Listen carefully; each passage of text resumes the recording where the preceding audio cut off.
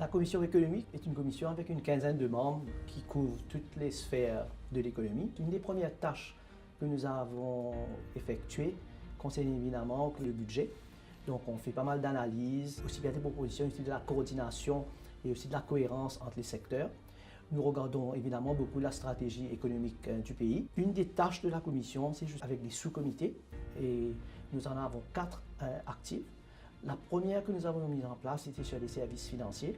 Et dégager une position commune du secteur qui n'était pas évidente au début. Le deuxième sous-comité que nous avions en place, c'était au niveau de l'énergie, biomasse. D'ailleurs, parmi les recommandations, un certain nombre ont déjà été retenues par le gouvernement. Nous avons un sous-comité aussi sur la problématique de la pension et aging population. Le dernier sous-comité que nous avons mis en place est sur le FinTech. Mais le gros travail qui nous attend l'année prochaine, ce sera donc l'élaboration d'un National Business Sector Roadmap. C'est l'équivalent d'un plan stratégique au niveau du pays. Nous avons très rapidement identifié 3 facteurs importants. La première étant l'émergence des nouvelles générations. Le deuxième facteur est le facteur de l'importance et de l'émergence, de la prépondérance aujourd'hui de l'informatique, de l'outil informatique et de l'intelligence artificielle, qui prennent déjà aujourd'hui une place importante dans le monde de tous les jours, mais aussi dans le monde des affaires, dans le monde de l'entreprise. Et enfin, le troisième facteur est le facteur de la rareté des ressources humaines, qui va se faire croissante.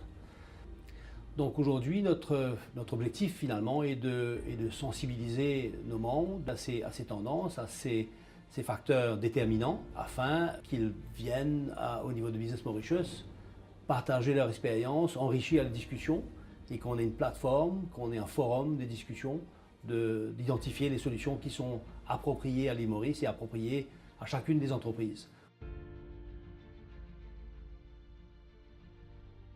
En 18 mois, on s'est bien amusé. Je crois qu'il y a eu bien des volontaires qui sont venus nous rejoindre. Maintenant, nous avons travaillé en gros sur les 6 topics de prédilection. Le premier étant le sujet des déchets, avec le désir de venir vraiment créer une économie circulaire. Pour cela, il y a un besoin de valoriser les déchets, la promotion de la production des énergies renouvelables afin de réduire notre dépendance de l'énergie fossile.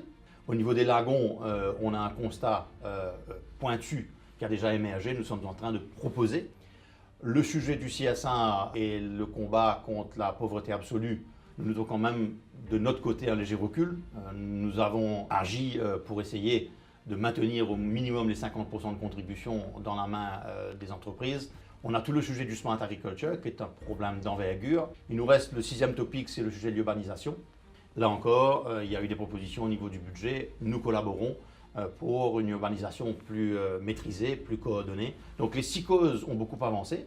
Nous sommes contents de l'avancée de 12 mois de travail.